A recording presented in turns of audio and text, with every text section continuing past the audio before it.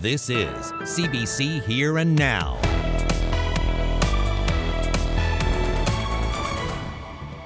A Bay du Nord bombshell upends the annual energy conference. This was not the speech that I wanted to have this morning. In fact, that up until very recently was not the speech I had prepared. But there's still plenty of wind in the sails of this province's energy sector. That story coming up.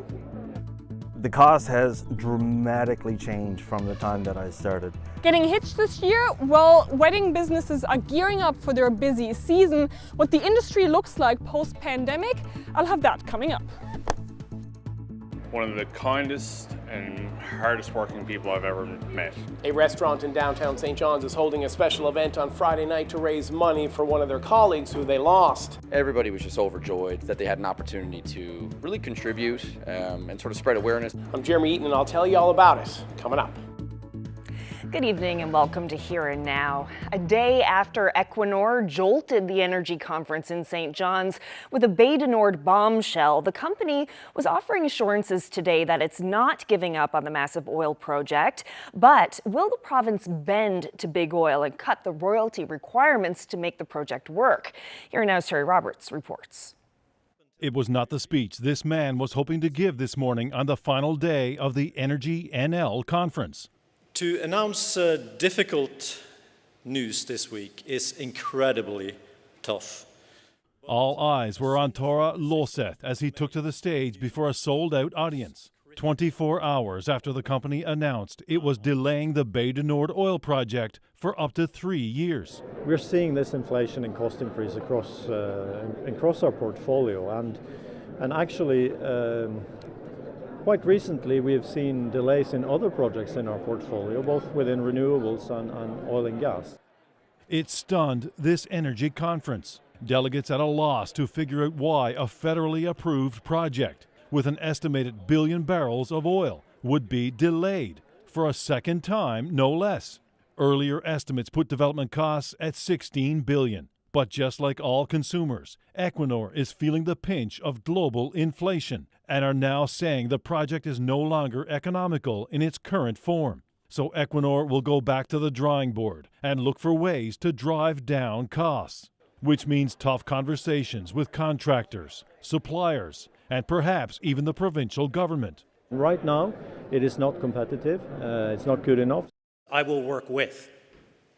I will not work for any company. But Premier Andrew Furey signaled he won't be pressured into signing a bad deal. My job as Premier is to fight for you, to fight for the hardworking women and men in the industry, to fight to ensure the benefits of our resources are returned to us and not exclusively to major companies. Bay du Nord was expected to be sanctioned next year, a massive production vessel and Equinor's largest ever subsea undertaking, spread over an area the size of the Avalon Peninsula, but in waters as deep as 1,200 meters in the Flemish Pass. Some big contracts had already been signed, and local companies are still digesting what's happened. There will be changes to how the project is set up and the contractors, but these are details that we will come back to in the short future. Despite the setback, Tora Loseth still believes in Bay du Nord, and that such oil projects, low carbon emissions during production, and high volumes will be needed long into the future. Equinor and BP both believe that Bay du Nord has an important role to play in our companies. Equinor employees in this province will not be affected by this delay. No layoffs. And we're told a senior executive from the company's head office in Norway will be here in a few weeks to discuss what else? The future of Bay du Nord. Terry Roberts, CBC News, St. John's. Well, the RNC is investigating a shooting attack at a home in the Shea Heights neighborhood of St. John's. A 34-year-old man was seriously injured this morning as a result of a gunshot. He was taken to hospital for treatment. Police believe the shooting, which happened around 4 a.m., was a targeted attack. No arrests have been made. Anyone with information or footage from the area is asked to contact police. Well, police say a crash in St. John's yesterday was a result of street racing. A black sedan collided with a blue van at the intersection of Topsail Road and Cowan Avenue around supper time. Both drivers were injured. The sedan was reportedly going 130 kilometers an hour, allegedly racing with another car when it struck the van. The driver of the sedan will appear in provincial court, while another driver was issued a ticket for racing. And a man who killed his girlfriend in a drunk driving crash has been sentenced to more than 4 years behind bars. Tyler Harding crashed his truck in the summer of 2021. Katie Hines, who was a passenger in the vehicle, was killed. He'll also face a 15-year driving ban.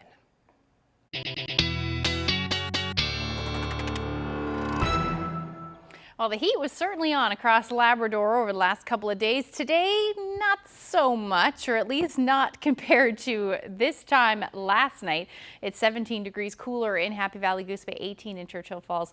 And those temperatures across the province, some of us are warmer and some of us are colder. The reason for that, at least up across Labrador, is an area of low pressure and a cold front. On the north side of that is some colder air, hence that big drop in temperatures. And on the south side of that, we do still have some of that warming air moving in, but as you can see, the past 12-hour temperatures through Cartwright, 15, 16 degrees early this morning. Temperatures have sat somewhere between 12 and 15, but a big drop in temperatures, now down to 3 degrees in Cartwright. Now, as we head through the next couple of days, this cold pocket of air behind that cold front is going to continue to sink a little bit further south. Northern Peninsula, you'll see some cooling temperatures. Same thing through parts of Central as we head into Friday. I know Gander hit your first 20-degree temperature today, which was lovely. We'll start to see some of that warmer air move back in by the time we get into the beginning of the weekend, certainly by the end of the weekend through parts of Labrador, but things are going to stay cool for parts of the island. I'll have the full forecast when I come back. Thanks, Ashley. Well, for some couples, 2023 will be the year to tie the knot. And with the wedding, big or small, comes a lot of choices. Here Now's Henrika Wilhelm spoke with 3 wedding businesses on the Avalon about how the industry has changed post-pandemic and their expectations for the upcoming season.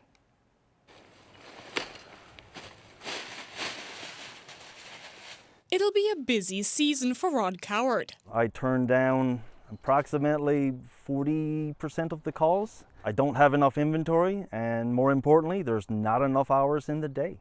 His inventory? Tents for backyard weddings. A service in high demand for the past 14 years, pandemic or not. It was just as busy during the pandemic as what it was before and after. In the middle of the COVID, you had to drive further to make less money because of the smaller weddings. Before the pandemic, 150 to 200 people was a common. After the pandemic, same thing. A similar situation for wedding planners. While business basically came to a halt during the pandemic, couples are once again going down the aisle. Under 1,100 marriages were registered in the province in 2020. In 2022, those numbers doubled to more than 2,300. All the vendors now say, like, we survived last year, we can get through anything.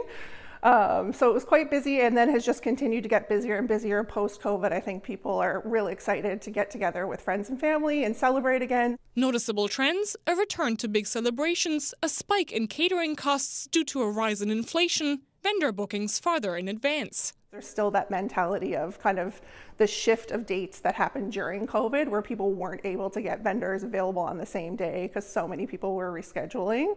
Somewhat problematic, fewer free venues on the Avalon Peninsula, with some popular spots like this one not currently booking weddings. Couples wanting to avoid the stress of planning altogether could consider downsizing. We do small micro weddings. All inclusive. So essentially, if you book your wedding with us, you don't do anything else. You just show up ready to get married. An idea prompted by the pandemic to accommodate guest number restrictions. But the appeal still stands: less investment and less stress. I was a little bit nervous that once the pandemic was over and people could go back to bigger weddings, that they might choose to do that, and we'd kind of fall out of business, but that hasn't been the case at all. I think that it is here to stay. I don't think it's going anywhere. I think that people just want to make it easier, and I get that. Henrike Wilhelm, CBC News, St. John's. Well, from one special ceremony to another, it's been a busy week with convocations. Today, Memorial University handed out another honorary degree. Greg Roberts graduated from Memorial University 27 years ago. Today, he's the CEO of Mary Brown's, a restaurant famous for its chicken and taters. He told graduates about how he started with one gas station and worked his way up, and why coming from this province helped him succeed. Newfoundlanders, we have a lot of emotional intelligence. We're from a communal environment. We interact with one another. The big word these days is EQ, emotional intelligence. Our interaction with one another, we understand that intimately. Wherever I go in the world, I'm so surprised by how people, they're not quite where we're to, because we come from these small communities. They've got the high Q, but they don't always have the EQ. The formation of great leaders are those who have the EQ. They understand what other people are going through. Nearly a year after their coworker died due to complications from diabetes, a St. John's restaurant is remembering Wei Jian Fang with a fundraiser. The 30-year-old from China died last May. Tomorrow, the Little Sparrow is hosting a dinner for Fang. They'll have a special menu with the proceeds going to a special place. We're doing a 4-course tasting menu in memory of our colleague Fang. The start of this year, our ownership team essentially tasked us with a way to give back to the community in a meaningful way that had sort of a direct connection to the team here at the Little Sparrow and the DoubleTree by Hilton. At that time, our chef Colin sort of felt that doing a dinner for Fang, an employee that we sort of lost to diabetes a year prior, would be a really great sort of marriage of that criteria. So on Friday, June 2nd, we'll be offering a dinner for Fang, a specialty menu, 4-course, with all proceeds of that menu being donated to Diabetes Canada. One of the kindest and hardest working people I've ever met. When I started, he was our dishwasher and worked his way up through the pit and then onto our garde manger, and just constantly looking to grow and learn, and anything he could do to improve. He was always in early and staying late. I knew after sitting with it for about a week or so that I wanted to do something to keep him in the restaurant, and it seemed the most fitting way to do it. We just felt that we wanted to do it on a day where we would be at sort of our peak. So Friday being our busiest day of the week, we thought that it just made the most sense and it would be the most flexible for people's schedule, that they can get out and really just maximize on how much revenue we're able to generate towards the good cause. So we still have some space, but we are well over 100 people now. I don't really have enough words to describe Fang, just him as a person.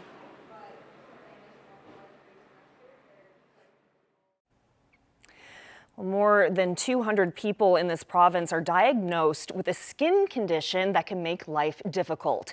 The disease is Scleroderma. It can be mild, but it can also change a person's life. Bev Blanchett is one of those people. Here now, Sakib Ibn Rashid Rivu has her story. Bev Blanchett loves her cats. They keep her company in her St. John's apartment. She needs them because living with Scleroderma, she doesn't get out much. They're what keep you going, because you're here by yourself, so I mean, you know, you tend to have a fine time looking at them carrying on and getting out their shenanigans. Scleroderma is also known as hard skin. What causes it is a medical mystery. The word itself is hard enough to spell, but it's a harder disease to live with.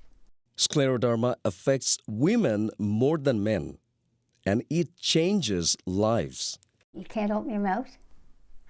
You can't really chew. You have no, this is it. I got one thumb that works. On her apartment wall are the memories of life before this disease. Back then, her life was different. Picture was taken 28 years ago when I celebrated my 40th birthday. Here's Blanchett from the 1990s in the early years of her diagnosis.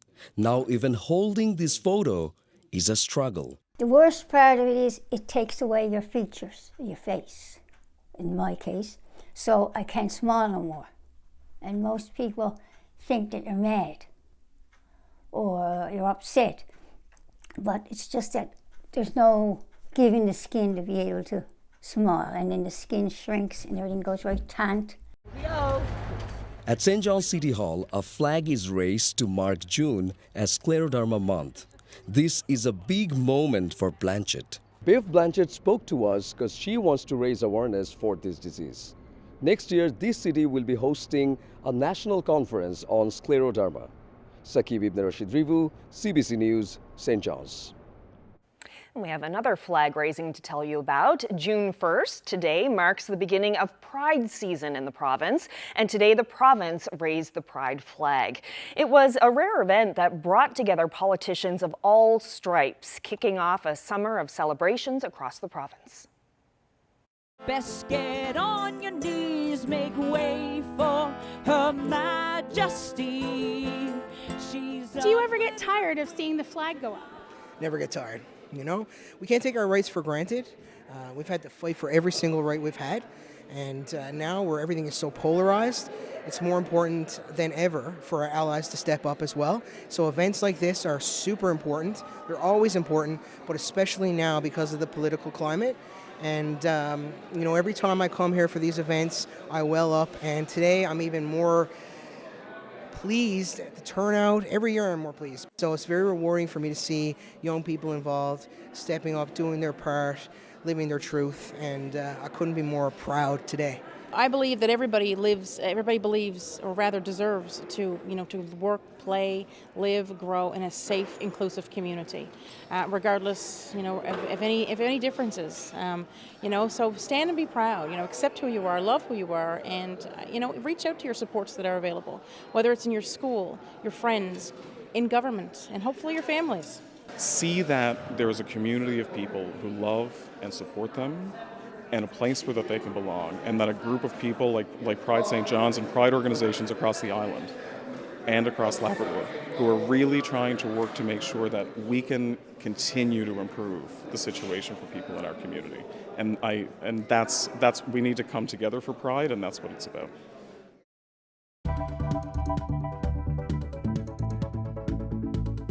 A cold front is moving across parts of Labrador. We are going to see some cooling, though, for parts of the province as well. Other areas still going to see some nice weather. We'll get into the full forecast in a few minutes.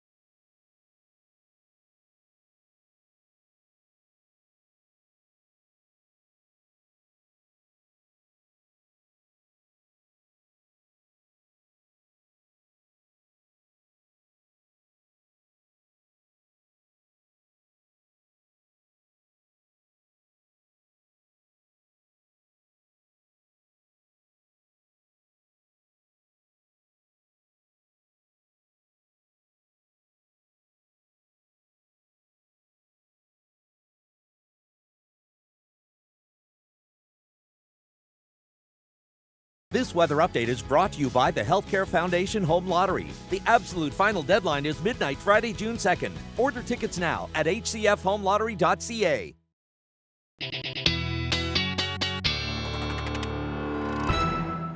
Well, Ashley is back in studio with us again tonight after most of the week you spent down at that CMOS conference. How was it? It was lovely. It was great to be able to talk to some of my colleagues from, across the country in different disciplines, which was really nice, and just have some really great conversations about things we should be talking about. Climate change, all those extreme weather events, all that sort of stuff. So. Yeah, important conversations for sure. Yeah, definitely.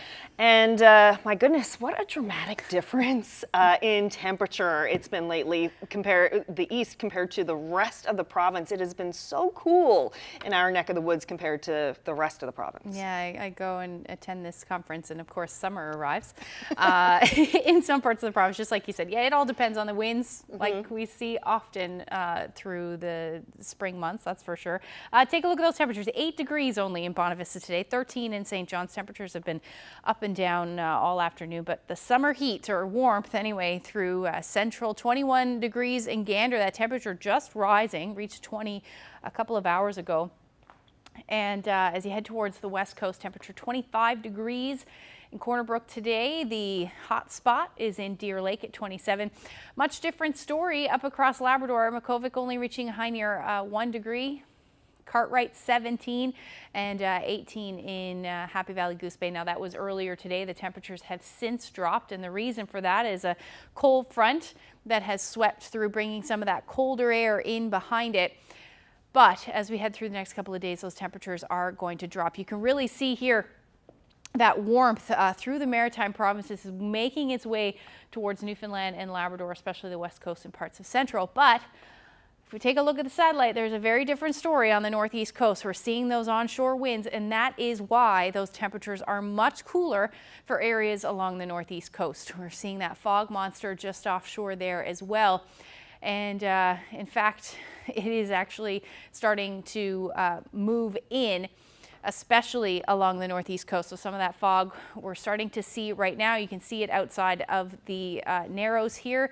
Visibility has dropped dramatically at the airport as well, down to 1 kilometer, but it's been between 0.8 or 0.4, I should say, and 1 kilometer, so already reporting fog at the airport with the temperature down to now 7 degrees.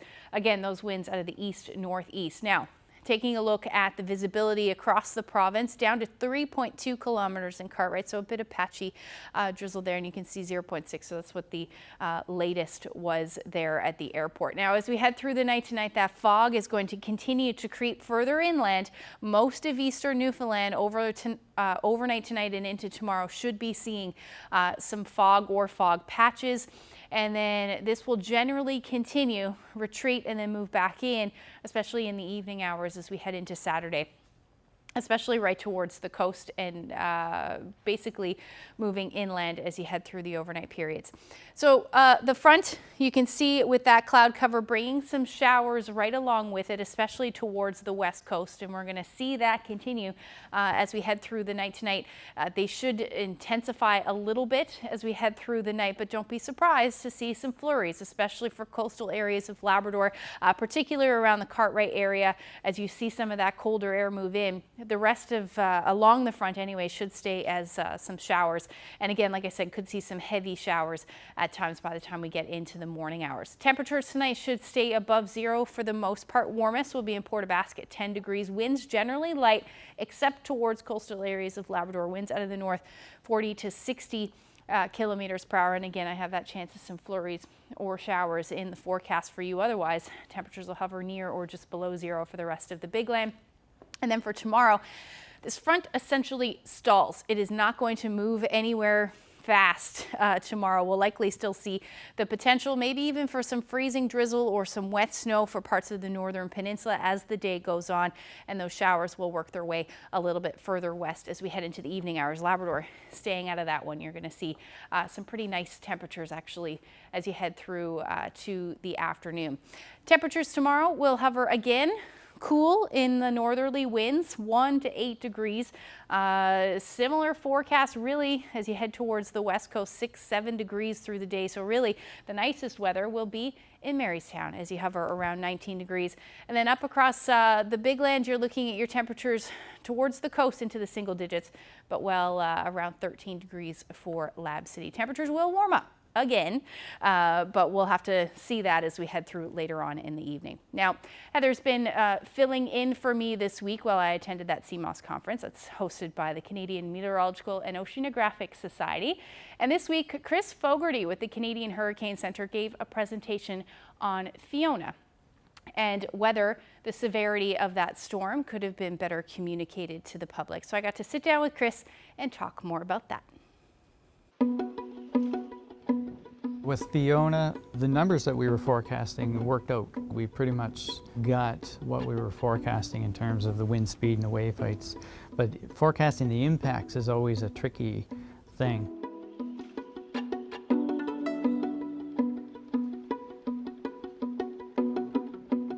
Yeah, I'm Chris Fogarty at the Canadian Hurricane Centre. I'm head meteorologist there in Halifax. I'm here from the Hurricane Centre talking about Fiona in particular because Newfoundland was affected heavily by that storm. What did you guys learn as the Canadian Hurricane Centre about how we talk about storms, how we talk about the impacts, that sort of stuff? Now, our main focus was not so much for people to get concerned about, is this still a hurricane, is it category 1 or 2? We try to use words that would get people's attention, that this was going to be a particularly severe event. Treat the storm seriously was one of the word choices. Dangerous situation in the Port aux Basques area was one of our storm surge bulletins. We knew that area would be hit particularly hard. And then broadcast meteorologists like yourself helped us amplify that message by communicating some of the words we were using to your audience. And then the local officials were able to almost literally knock on some doors, call people up and say, this is a particularly dangerous area. I'm sure that it would have saved lives, especially in the Port aux Basques area. I mean, we can forecast, as we have always done, wind speeds and what they will be, but for people to understand what these different wind speeds or wave heights mean for them, that's something that we're working more on these days. So what is your one take, looking towards hurricane season for all of us at CMOS to take away from your talk and Fiona? Yeah, well, we're here going into the hurricane season now, which we use this time of the year to get people thinking of tropical season. The leaves will soon be on the trees, so that's, winds during the summer, and hurricanes will cause, more impact than they would during the winter. So we have to think differently in that way. And yeah, meteorologists here all getting together, sharing our experience, our forecast techniques, put that new knowledge that we gain here from our colleagues into our products in the future going forward.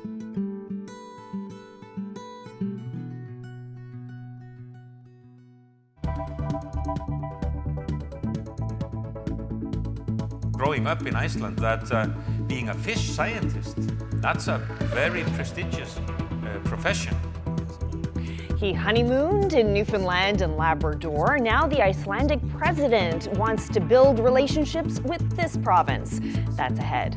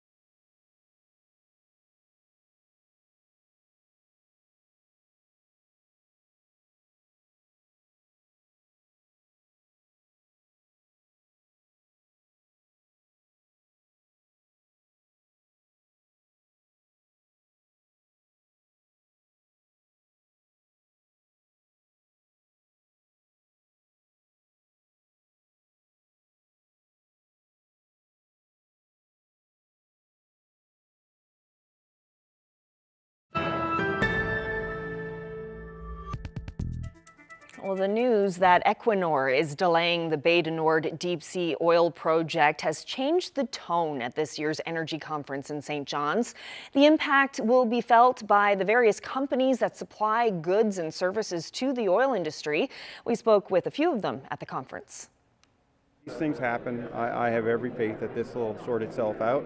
It's just going to take a little bit longer than I think most people here would have hoped. But that's the realities of the industries that we're participating in, the energy sector. These are big, big projects. It's a lot of capital and a lot of stakeholders that need to be making really informed decisions, so they just need the extra time. Do I still feel optimistic? Yes, absolutely. You know, we've been through these, we'll call them bumps in the road, hurdles in the past. You know, if we look back into the very early days of Hibernia, you know, and we had companies pull out, we thought it was dead and gone. We survived that. We had the same issue with Hebron many years ago. We had COVID. You know, we thought West White Rose was going to be canceled in the CGS. We had issues with Terra Nova. We survived. We keep moving forward. So Bay du Nord is no different. Do you think he Tor handled himself well today in addressing it? And it does make sense. I mean, none of us can deny inflation has been very real. I myself pay twice on produce than I did last year, so I know we can relate to this being important, and these big investments do need to be cost competitive for them to come into Canada, period, whether it's Newfoundland and Labrador or anywhere in Canada, versus other places in the world, and make sure that we in Canada are representing a competitive space for them to come and operate compared to other areas across the globe. I don't take this as an indicator of much worse news to come. I just think it's one of those things that happens in the industry, and you know, I have every faith that there'll be tons of optimism here in a year's time, and hopefully within a year or more past that, we'll be talking about a project. So I wasn't at a wake, and it wasn't a funeral. There was still a lot of energy and a lot of buzz happening in this room. So we still have a lot of opportunities in front of us. And you know, I know at the end of the day, we will be successful as a province. It's just going to take everyone to pull together and support you know, the industry. Well, the president of Iceland was talking cod last night at the rooms in St. John's. Prior to becoming president, Gudni Johannesson was an academic who studied the Cod Wars, a series of confrontations between his country and the United Kingdom over fishing rights. The president sat down for a conversation with Land and Sea host Jane Adey. It's a distinct honor to be able to introduce someone who is in charge of an island, a rock, in the middle of the North Atlantic, who's in charge of an island which is steeped in a deep economic and cultural history built around cod, an island that is known for its hospitality and its friendliness, an island that has had its fair share of economic troubles over the years. Never, ever spoken with as gorgeous a backdrop as this. Wow. And it's not the first time here, as the Premier mentioned. Eliza and I have fond memories from our honeymoon here. We went all the way up to Lansing Meadows. We stayed at the Tickle Inn. Well, I'm not going to say everything about that trip, but it was wonderful. And here we are, 19 years later, you know. I think we could both agree that fisheries research is really critical for the sustainability of the fishery, both here and in Iceland. Would you talk to us a little bit about the kinds of investments that your country makes in fisheries research and the importance that's placed on it by your government? Yeah, well, let me begin by saying that I was so impressed by the Fisheries and Marine Institute I visited earlier today. I think it's actually bigger than ours, and that says a lot, you know. So I am on home ground here, I feel. I feel the smell of the sea. I can sense that if there's anyone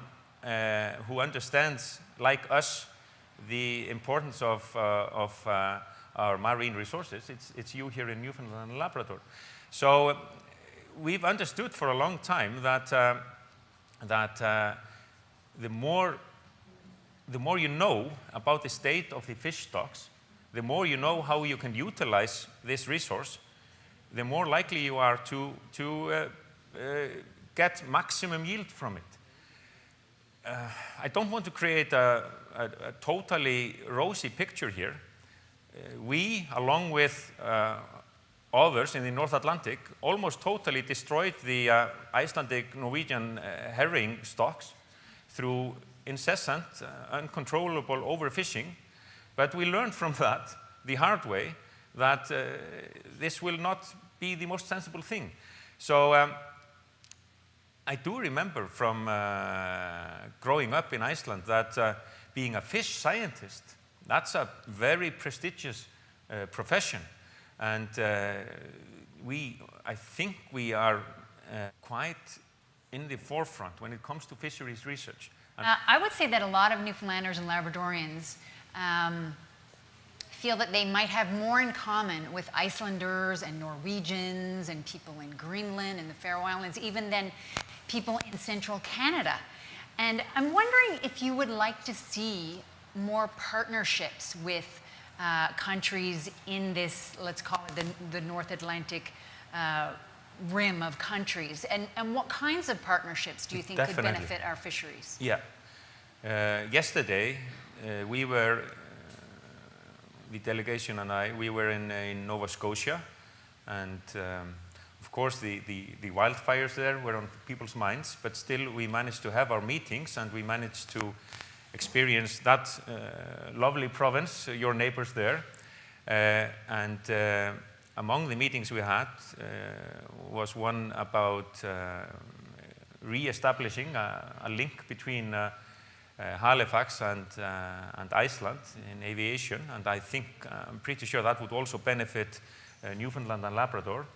So that is one step we could take to improve our capabilities of connections. Now, I see options and possibilities when it comes to educational exchanges, cultural exchanges. These things matter, and you can always have a spin-off effect. So if you look at the Maritimes on Newfoundland and Labrador and Greenland and other parts like northern Canada, Iceland, Faroe Islands, then I think you could see that it is the ocean that connects us. I'm not quite sure which direction, but if you had really good eyesight, you could see Iceland from here, and notwithstanding the curve of the Earth, though, I grant you that. But it is only the ocean that separates us, but it unites us at the same time.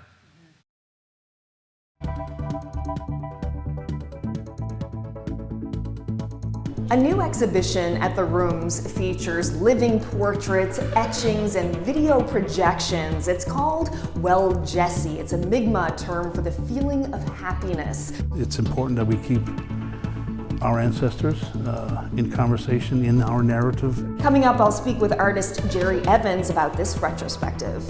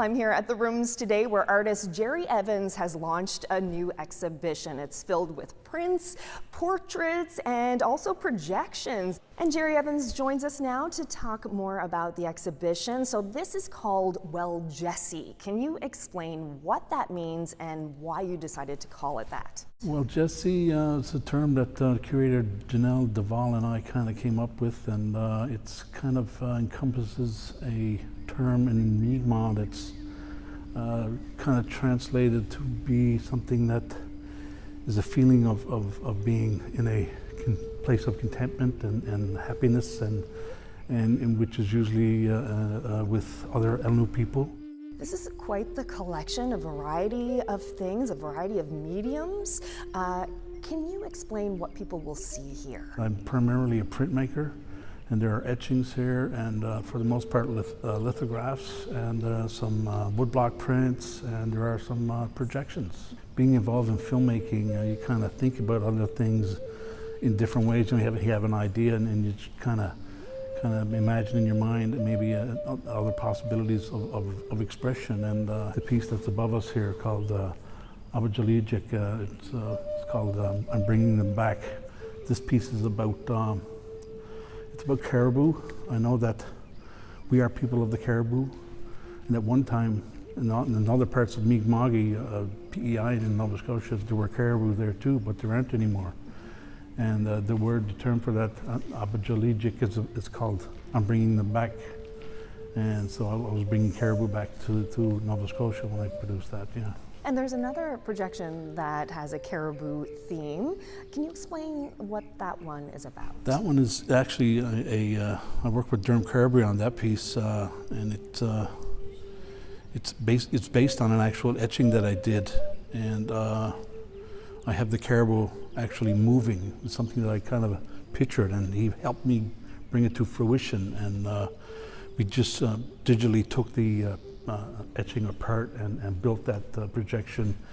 And it's been, this is the first time it's been projected in this way, and I kind of like it. I mean, because the way I drew it, as if it's from a bird's eye view, you're looking down on it, so it fits perfectly well. So primarily, would you say that etching is kind of your main focus as an artist? Printmaking encompasses different, there's intaglio, the etching part is intaglio, but for the most part, my forte was lithography, where I worked at St. Michael's Print Shop for many years, since graduating in 1986. Lithography is where you would draw on the surface of a stone with grease and treat it with chemicals, and it's the whole principle behind it is that grease and water don't mix. The reason I like lithography is because it's so malleable. You can change drawing material. You can add, you can take it away, and print different layers and in many colors, and yeah, that's why it seems to be endless way of making marks. So you also have some video portraits here. I had to take a second look when I walked into that room. Can you tell us about that? For me, it was a way, they're called, I guess, the living portraits. These are pieces that speak to people here, especially Bidagwa, the Beothuk, who have, for the most part, just been a footnote in history here, in white history.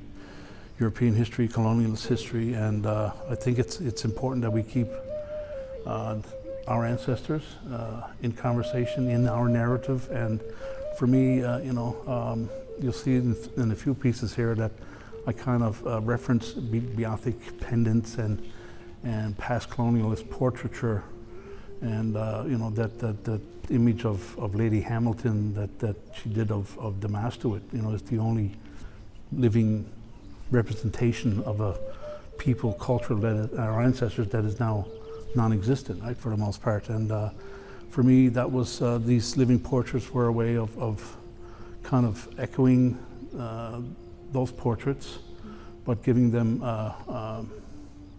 space, and just kind of, letting people know that, they were living people, and they probably are descendants today from Bidagwa, our ancestors that are, here today, but a distinct culture is now, no longer, Well, Well, Jerry Evans, this is a beautiful and very unique exhibition, and I guess people do have some time to come out and see it because it's going to be here until next year. January 2nd, I believe. Wonderful. Well, thank you so much for telling us all about Bill it. Allen, Karen, thanks for coming. Thank you.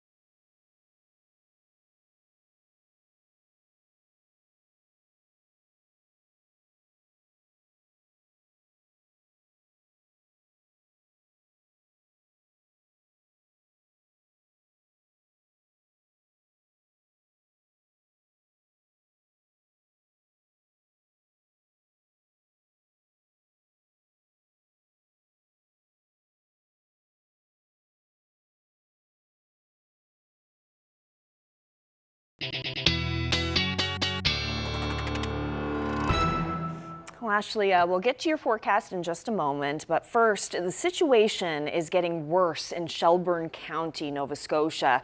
A massive fire there has already destroyed dozens of homes. Yeah, thousands have already fled. Many more are preparing. But as the CBC's Haley Ryan reports, even those most impacted want to do more to help their neighbors.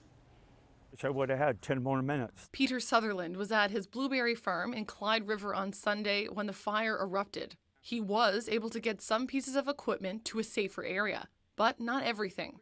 His harvester, worth more than $200,000, was left behind with his crop and beehives.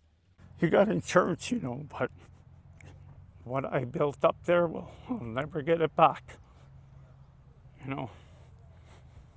Luckily, his home is still standing. But after fighting fires for years in Ontario, Sutherland feels he could do more. I'd love to go back and use some of my equipment to help out and put out spot fires so the fire trucks can water them down. I know it's going to take a long time, but I can't get nowhere and it's frustrating. Evacuee Mark Mahaney of Churchover was in Halifax earlier this week when the Tantalin fire broke out. When he returned home to Shelburne County, he says the fire seemed to follow him. A former firefighter himself, Mahaney says he knows what crews are going through right now. I know how hard they work, how hard they try. It's heartbreaking to see when somebody's home is gone. It's heart-wrenching. The town of Shelburne, with a population of just 1,600, has filled up with many of the thousands of people affected by the fires. Volunteers are stepping up with donations, and a Red Cross emergency shelter has opened for those with nowhere to go. It's difficult. Let's say last night I think I fell asleep before my head hit the pillow. So they're long days, and I really are worried about our firefighters who've been out there now for 4 days straight. But they are getting some relief, and we hope they get additional relief in the next few days. Due to the wildfires, the federal government has extended the season for lobster fishing Area 33 into early next week. Haley Ryan, CBC News. Just a heartbreaking situation unfolding there. Yeah. And the mayor just mentioned that hopefully the firefighters will start to see a little bit of relief sometime soon. Is there anything in the forecast that can indicate that? Yes, I know a lot of Nova Scotia and the Maritime Province have been dealing with this extreme heat. Mm-hmm. What they're waiting for is rain, and it does look like we'll see some relief as we head into the weekend because of a cold front that will move it and hopefully cool things down as well, so that will be good. But just take a look at how much smoke is in the atmosphere. There are a lot of fires across the country, and here's just a snapshot of pretty much the eastern portion of Canada, and you can see some of that smoke, that Shelburne fire there in Nova Scotia producing a lot of smoke as well, and we're even seeing some of that smoke yesterday anyway through parts of the southern areas of the island. So as we head through the next couple of days, though, the cold front that will move through will sweep through the Maritime provinces as well, like I said, cooling things down and hopefully bringing some relief for those firefighters as they fight those fires this weekend. But taking a look closer to home, we do have that temperature drop, especially for the northern peninsula, parts of the west coast where we are seeing temperatures in the 20s today. That will be a very different story tomorrow, and as we head through the rest of the weekend, temperatures into the single digits through the day.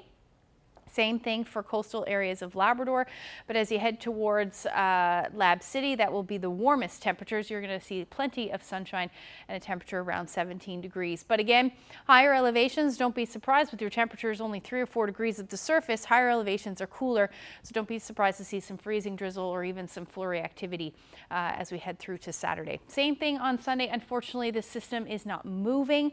It's not going anywhere anytime fast, really. So we are going to see some more showers continue, especially for the eastern half of the island into the evening hours on Sunday. We should see some clearing for the northern peninsula and southeastern Labrador as well, but it's going to take a while for these temperatures to recover. So only between 7 and about 13 degrees across the island. Very different story for central and western areas of Labrador as you hover around the 20-degree mark.